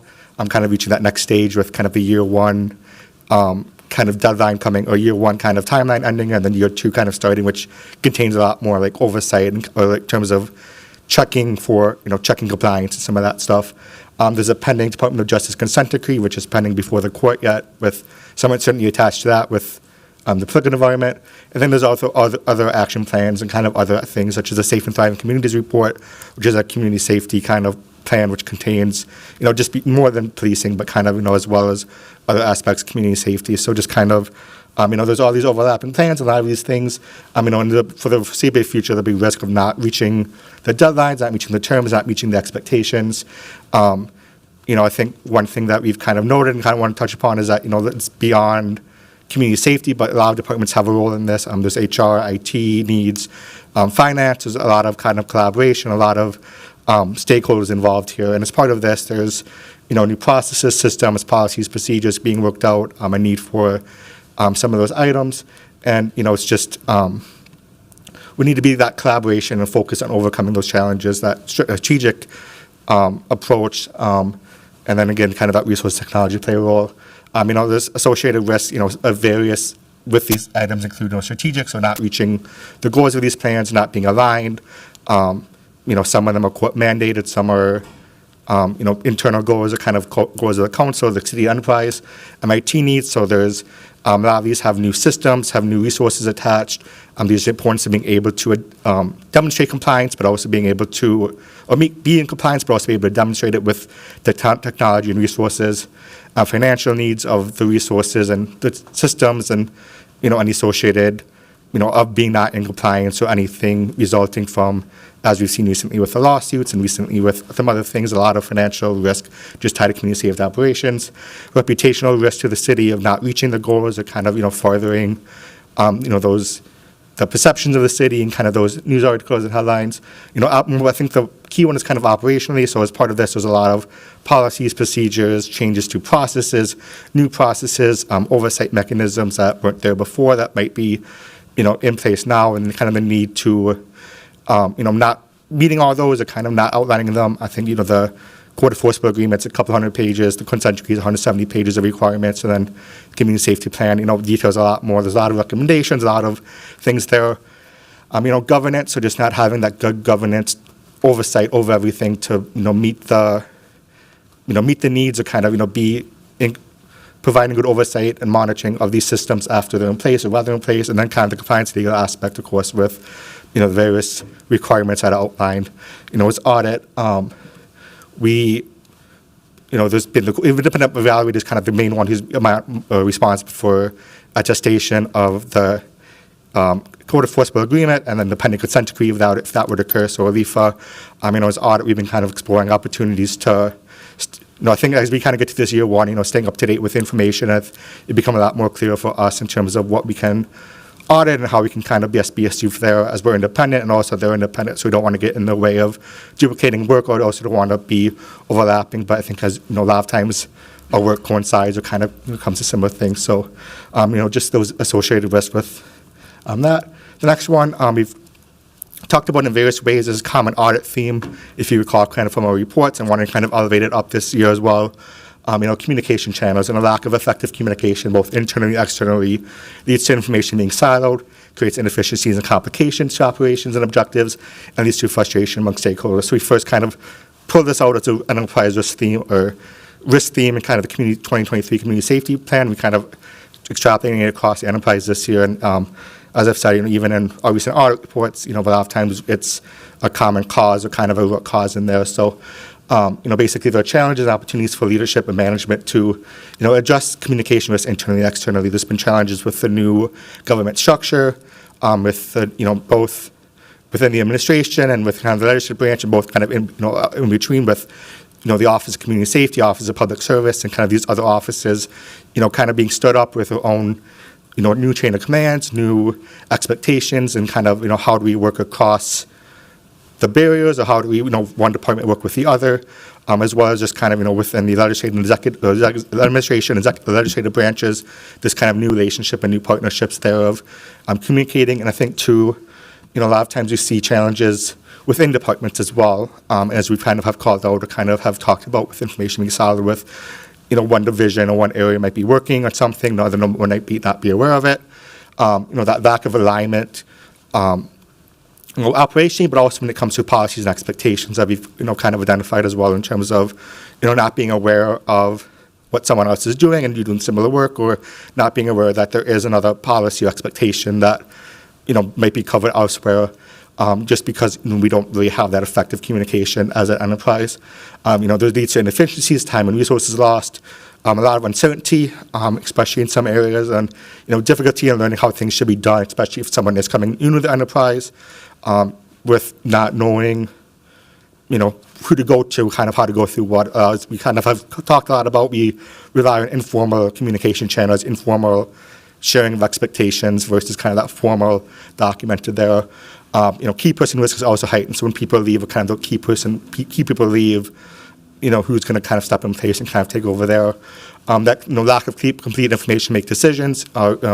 If you don't have the complete picture, we aren't strategically aligned. There might be making decisions based on incomplete information and not the whole picture, kind of that way. Then functions may be left to key process and design. So especially when it comes to IT processes, such as the new enterprise resource planning system, workforce directory replacement, kind of all these other new systems and stuff, the importance that, the right stakeholders in the room, that everyone's kind of communicating effectively, and that we're not, after the fact, having to go back and redo or kind of do, figure out what kind of was missed after the fact. But, the risk of failure there. When it comes to externally, there's also a lot of associated risk due to this, ineffective communication channel. So, as an enterprise, as a city, not communicating effectively, info may not reach the intended audiences, or may be conflicted or inconsistent if one portion of the enterprise or one kind of department is putting something out, another one might be aware of it, and then there's, who's that lack of coordination and alignment to it, so that strategically, that impacts our objectives and goals. In the community, kind of through our stakeholders, it can lead to a lack of trust, frustration, negative perceptions, there's reputational risk, and kind of that, perception of the city of, just not being a good, effective communicator there. So, as we've also talked about, some communications are a factor and possible cause, and others we've identified, I think even within our last audit reports, kind of talking about there, and it can increase and worsen risks and challenges. So it kind of plays a role in terms of like policies and procedures, for example, when we aren't communicating effectively, no one really it might further kind of lead to stalemate, kind of further lead to other risk themes kind of being amplified up in terms of severity. And we don't have a specific engagement this year on this one, but I think there's especially when it comes to like the collaboration intra-enterprise kind of, between the offices, between there. I know there's been discussion, kind of been some work, but, we are monitoring that. And we also, in engagement test plans, we often review communication channel methods as part of a testing plan. It's kind of part of a risk, and that's kind of where it bubbles up there as well. Before I kind of get to the next section, any kind of questions on those risk themes? Okay. Member Thompson. Thank you so much, Chair Payne. I thank you for taking a moment. This is a lot. It seems like there are a lot of, I can't decide as I'm listening to all this if there are just lots and lots of challenges or lots and lots of people overcoming despite all these things. The one prevailing question that came to mind as you were speaking is there any one place, or is it this place, maybe I'm naive to what our own committee does, that would make recommendations to better have, I'm also looking forward to better have these departmental, communicate better, not have overlap. Is that sort of the recommendation that comes to us, or is there anything structurally in the city that would see from the top down besides this audit? Chair Payne, Commissioner Thompson, good question. I think kind of when it comes to his audit's approach and kind of, well, first kind of we'll start there in terms of, when we see it, we make recommendations and kind of we'll, bring people together, a lot of engagements, especially as we kind of have that cross-enterprise view and kind of view of, relationships. So a lot of times if we see something in one area, we'll, connect them or kind of bring them together there, or when it comes to a specific engagement, make recommendations. I think, as a part of an enterprise, I think that's something for the leadership in terms of like that approach. And I know between the offices, I think there's been discussion, and it's something that we talked a lot about with, during the risk assessment discussion of kind of those, mechanisms and, those kind of plans. And I think there's communication functions also kind of scattered throughout the city. There's a communications office, there's also communication roles within kind of some areas as well, which I think kind of complicates things. And I think that's where that, as we kind of talked about in here, that need for that strategic, that need for the kind of the city alignment and kind of that need for, the city leadership and kind of stakeholders and others to, really kind of identify kind of what other path and kind of what are the what does that look like communication for the city there. But, when we see something as audit, we'll make recommendations and, have management responses for those as well. Thank you. But I also, this goes back way to the beginning, so I'm sorry but that some of these things have been recommended before and they're just still kind of on the docket because it's a kind of maybe needs a structural component to helping solve some of these questions. Chair Payne, Commissioner Thompson, good question. Yeah, I think a lot of this stuff, you kind of identify some of this is structural in terms of, what audit can do, some of its kind of management decisions, kind of some of its, risk decisions kind of beyond our scope of kind of other factors, externally, such as, we kind of identified there that kind of play a role. So it's kind of a combination of kind of everything there. I think, as audit, we focus on what we can do, and especially if we can call out those structural things, kind of, call those out, kind of bring attention to them. I think that's, kind of our role in that as well. Thank you. I appreciate the clarification. All right. So next I'm kind of going to get to the new proposed projects, the audit plan. So we kind of have 5 new projects this year, as we kind of have a number on the plan already. And I think, as we kind of identified as some of those kind of wrap them up, we kind of anticipate some opportunities for more specific targeted engagements kind of within those. As we look at, adding things to the audit plan this year, we kind of looked at, what, some ways that, where there is opportunities for us at the moment to kind of come in and kind of do some more narrow kind of targeted projects.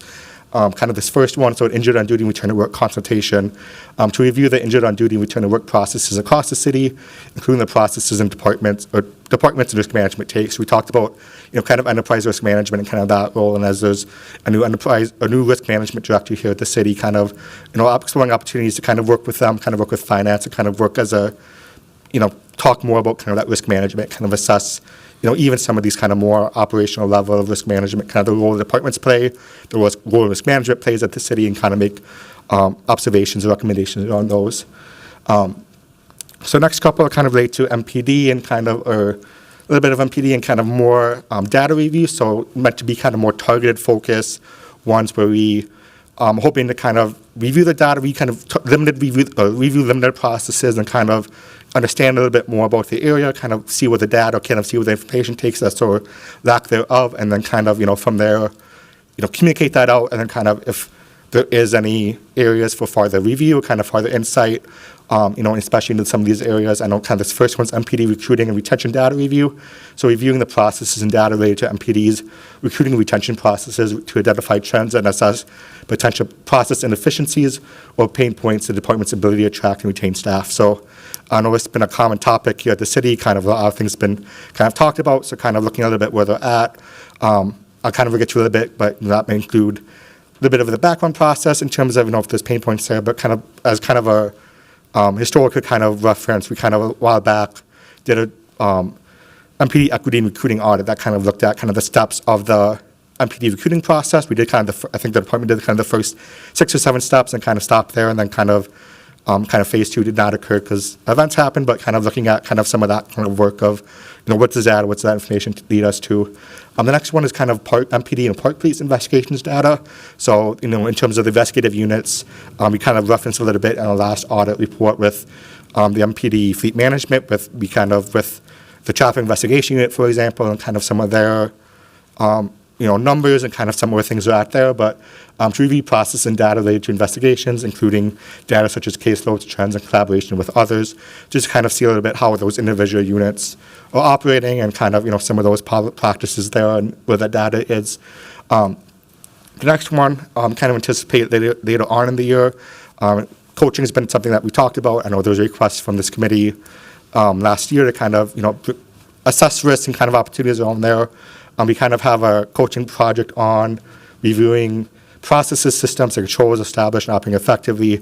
We know that there's been work, as we kind of have talked about, with OPCR in terms of their policy procedures, internal affairs policies procedures.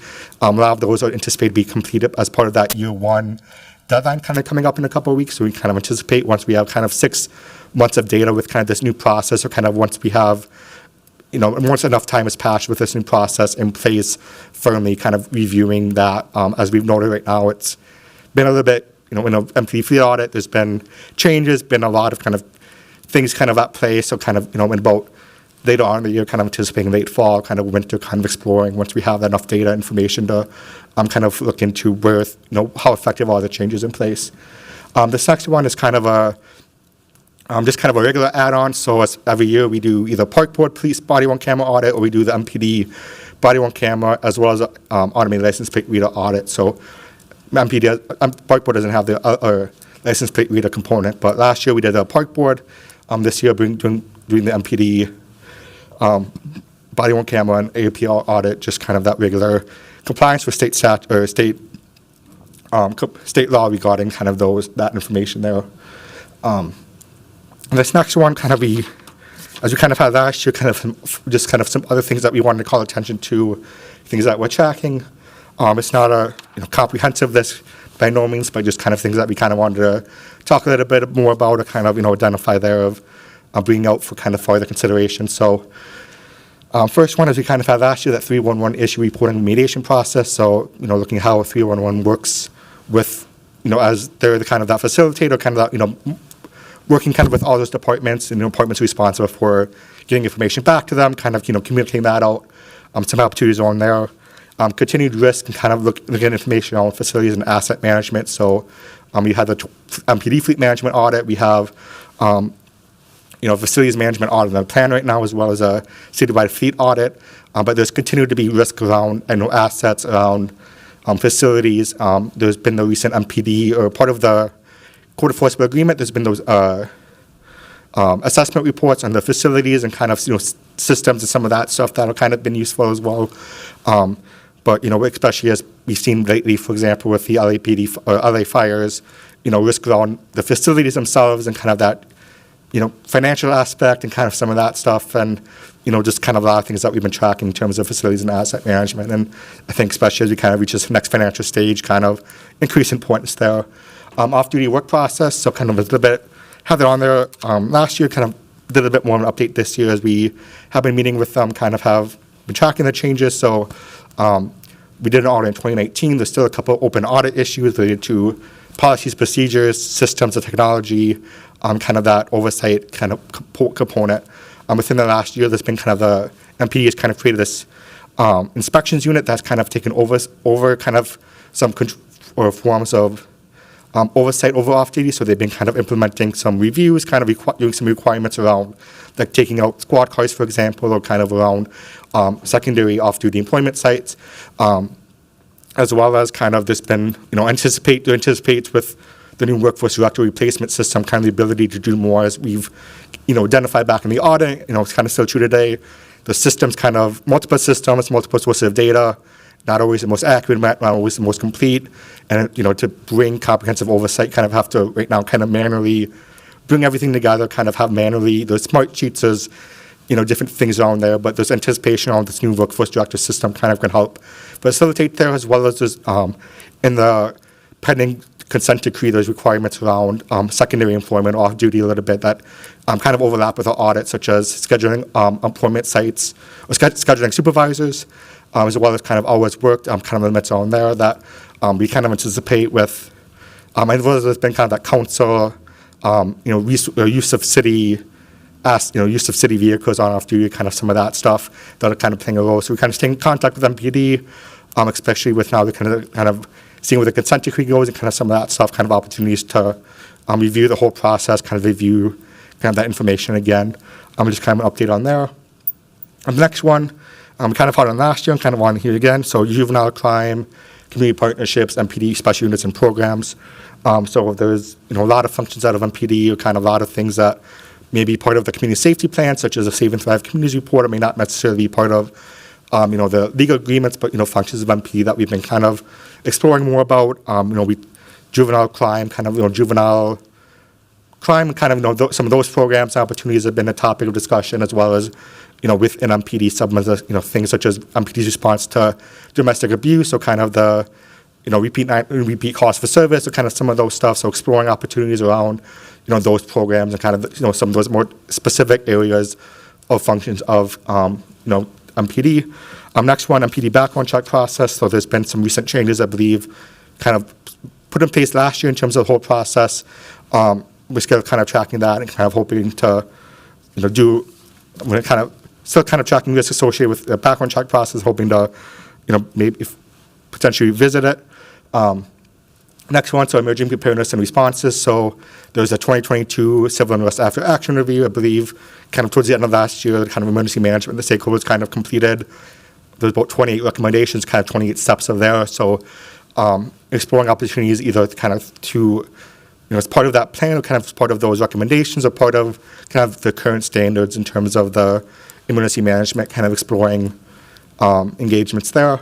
We kind of also on here just kind of have other assurance and advisory work related to MPD and community safety operations. So we talked about there's, kind of levels of oversight right now with the independent evaluator, kind of with the others that we've been trying to, do our best to stay independent, kind of stay kind of on top of kind of where some of those stuff. I know there's evaluation plan kind of update that was just kind of published about a couple of weeks ago, and kind of some other things. So we kind of anticipate, as the time rises, either through topics we've discussed in here, kind of other topics, being able to, do more community safety operations work there. And then succession planning, so something kind of discussed on and off, but something we also just want to kind of call attention to as a topic, especially when it comes to the importance of the city. So, how is the city replacing training, planning for leadership turnover, especially, key operations? Is there kind of those training, is there, those effective plans in places? A lot of times as the city, when someone is, departs, a lot, someone moves up to the interim role, kind of either kind of detail the interim role, then there's not that replacement for them until kind of that position is solved, and kind of that those roles there. But just one thing we also wanted to, especially after COVID, kind of as a city, kind of as an enterprise, how we're looking at succession planning there. So that's kind of what those other topics, and I'll turn it back over to Siddhartha to kind of present the whole 2025 plan.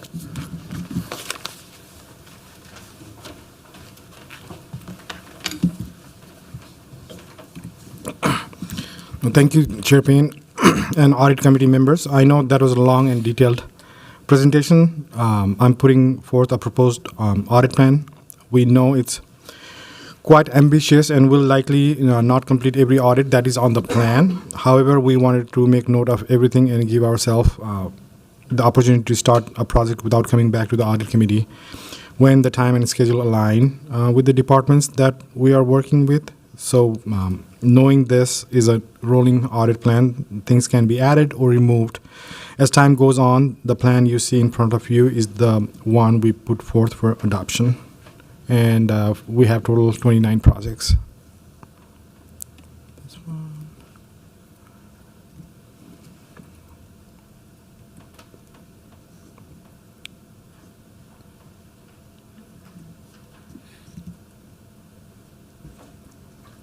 Member Williams. Thank you, Chair Payne. And I'm okay if we want to punt this to the auditor update as well. I'm not sure where this belongs, but I agree with the word ambitious. And I am curious, how do we prioritize so that the audit committee and others know what is going to happen first versus what we may be thinking may not get into 2025? Sure. So normally, based on our capacity, we try to at least complete the prior ones, like older audit, as soon as possible, unless there is like a new priority based on an emerging risk. But we always try to finish some of these older audit projects as soon as possible so we can focus on the newer ones. So that has been how we have been conducting some of these audits, so that a single audit is not from sitting in 2025 audit plan from 2020, right? So at least get some of those audits closed as soon as possible. So that has been our regular process, but it also depends sometimes the availability of the management and or department, because there are certain time of the year that certain department might have a lesser work volume versus others. So we try to regularly talk to them regarding what would be the best time to conduct some of these audits. So it depends on like multiple factors as well, based on trying to wrap up some of these older projects based on their availability as well. So it's a mixed factors. So maybe a suggestion or a thought is you guys do a fantastic job in the auditor update of giving us an idea of what's going on. It might be helpful as well to understand what's coming, just so as we think about this from an audit committee, we have a good understanding of, we believe that this is going to happen this year and we can discuss it, versus this may get punted into future years as well. Sure. Thank you. Thanks.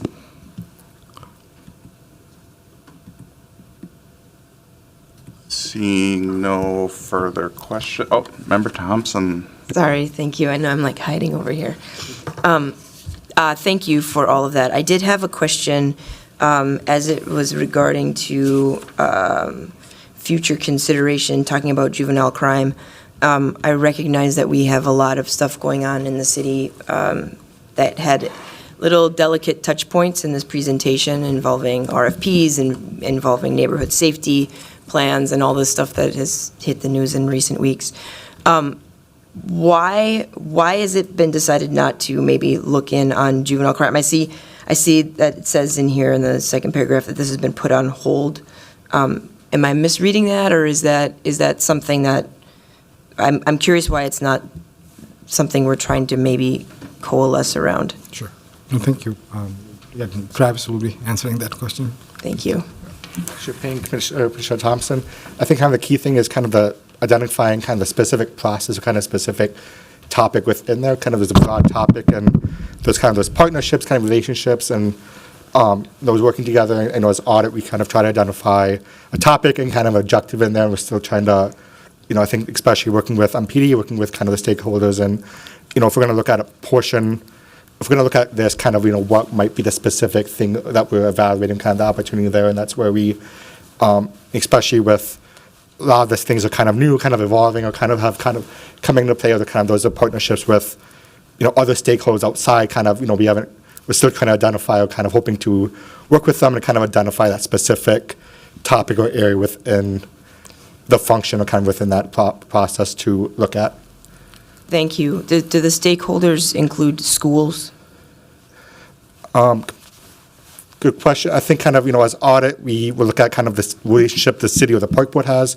I don't know for sure kind of what those partnerships, but that's kind of something that we, before we kind of identifying a plan or kind of before we add something on, kind of, identify specific, what is the, partnerships, or kind of maybe as an audit topic, maybe don't know the audit, or not that comprehensive database of partnerships, but forgive me for my naivete and my newness to this, but if you can, do the organizations, have they traditionally, the city and schools, do they have any data sharing? Do they have any?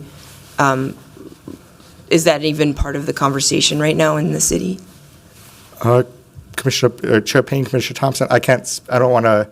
That's kind of more of a management kind of specific area. I know there is like the health department, such as like the school-based clinics program, within those, some of that stuff is an example. So I imagine some departments, but as kind of that broader topic.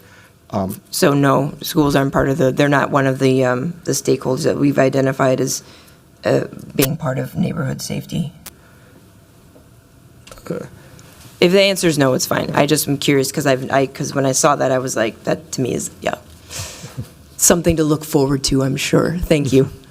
Yeah, As an audit topic, we commonly look at how the city kind of looks at those. So that would be in the scope of kind of if there is those contracts, if there are those relationships within something we're looking at, kind of, the contract management or kind of those partnerships, kind of how, they're looking at that stuff, would that kind of occur then?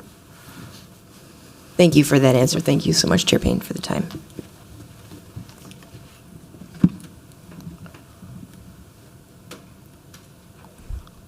Okay, now, seeing no further questions or comments from committee members, I will direct the clerk to receive and file this report and move approval of the 2025 Risk-Based Integrated Audit Plan. All those in favor say aye. Aye.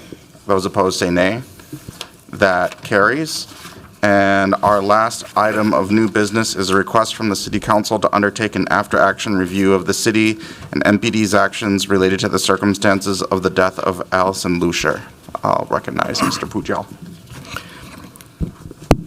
Chair Payne and the Audit Committee members, at its February 13th meeting, the City Council approved a request to the City Auditor to undertake an independent after-action review of the Police Department's involvement in response to calls related to Allison Lucier's death. As the interim City Auditor, I have reviewed the request, and given the transition in leadership in our office, I believe it will be beneficial for the newly appointed City Auditor to be informed and involved in this decision as well. So to ensure the continuity and the new City Auditor has the full context, I plan to hold off on making any final decisions until he's fully briefed. This will help maintain alignment with his vision and approach moving forward for the office. Thank you for that update. Are there any questions from members? I'll just add, almost kind of building on some of the questions that Member Thompson had. A lot of these topics are interrelated and connected, and we do have some ongoing work in our public safety space around auditing, particularly looking at the Park Police investigation data analysis. I could see a tie-in there.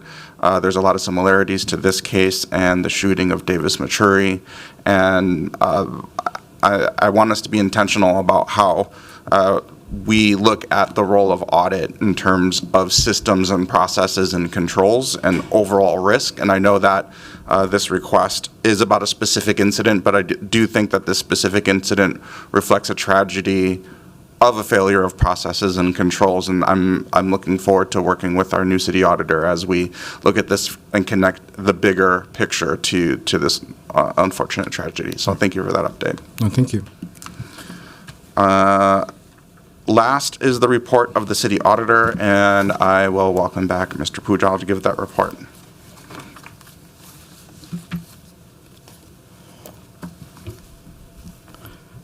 All right. So I'd like to provide an update on all the projects that Audit Division have been working on. I know we have been here for a long time, so I'll try to be as quick as possible. So these are the some of the completed and the in-progress audit work that we're doing right now. So we have like 2 completed work and the 4 ongoing in-progress audit projects. So the first one is the city NCR city funding to the neighborhood organization audit. So that audit has been completed, and we presented about the audit earlier. So the next one is 2025 Enterprise Risk Assessment and Risk-Based Audit Plan. So that work has been completed as well. So the next one is the facilities management audit. I know like this has been here for a while, but with the change in leadership and main key contacts, and also the change in the lead auditor and the support auditor as well. So hopefully this one will be completed by June, audit committee. That's what we're hoping with the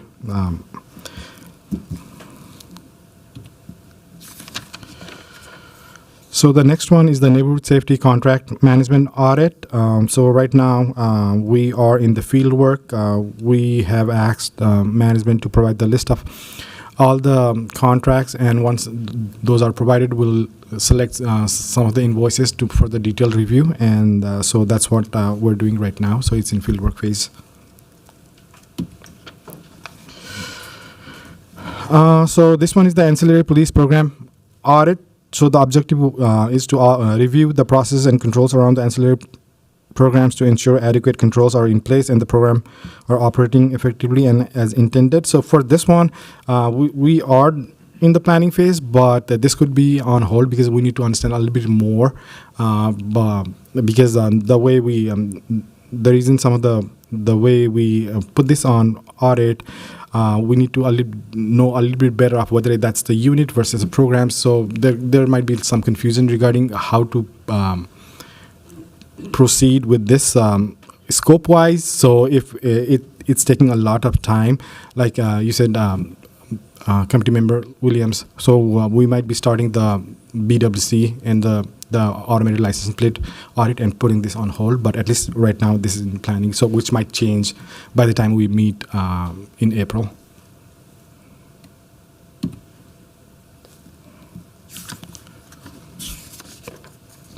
So the next one is the third-party software systems use and control consultation. So the objective is to review the process and controls related to the department's use of third-party software and applications. And this one, we are in a planning phase. We're conducting the process walkthrough to understand the process right now.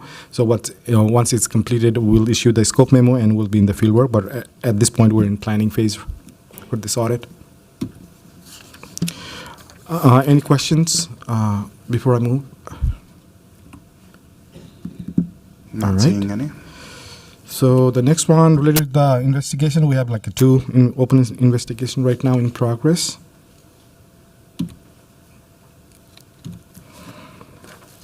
And regarding the prior audit issues, we have open issues, like 32 open audit issues, which, and in addition to that, we have like 7 audit issues that are overdue.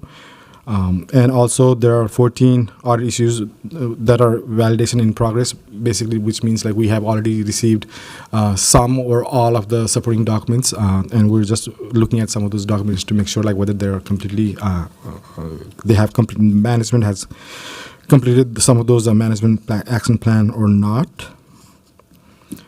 So that 32 represents the new, 4 new issues that we had as a part of the NCR city funding to neighborhood organizations, and we also closed 4 audit issues since the last audit committee meeting, and 3 of them were related to the 2022 hiring and promotion process audit, and 1 related to the revenue and collection audit phase 1. And these are all the list of audit report which has at least 1 outstanding issues.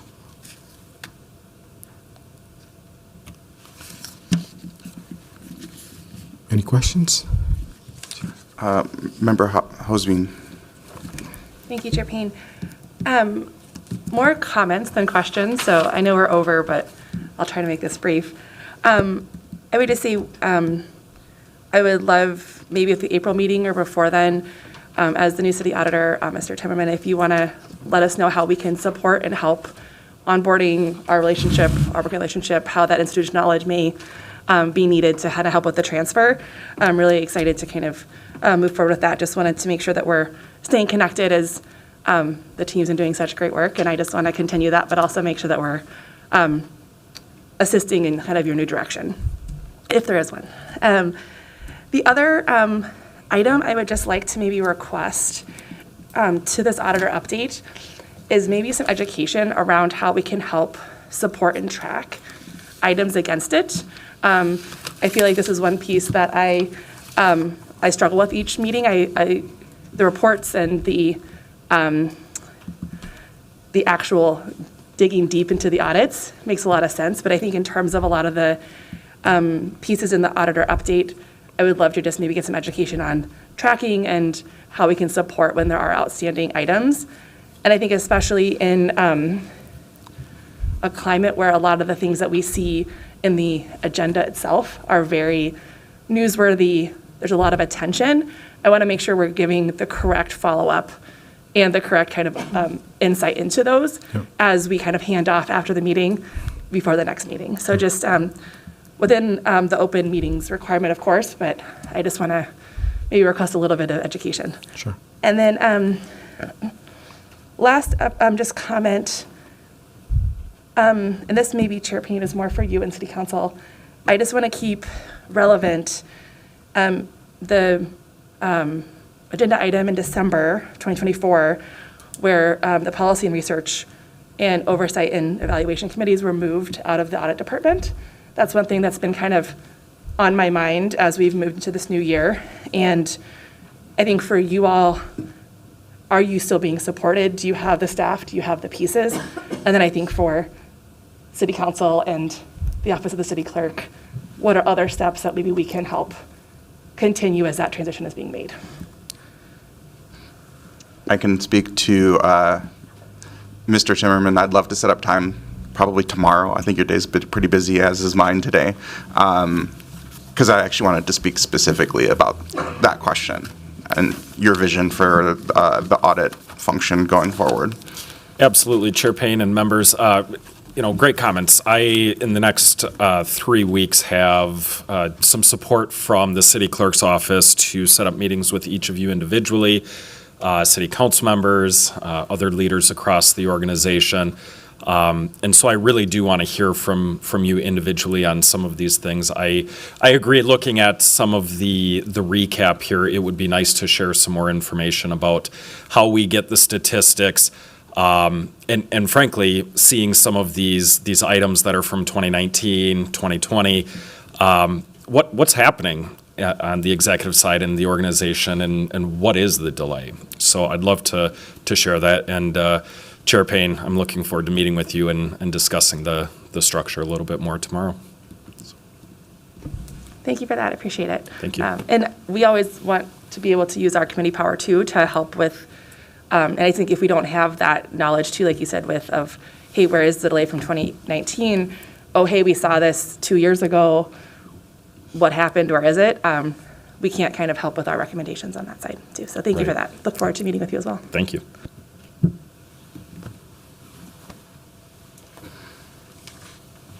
Seeing no one else, I'll ask the clerk to file that report, and seeing no further business before us and without objection, I will declare this meeting adjourned. Thank you.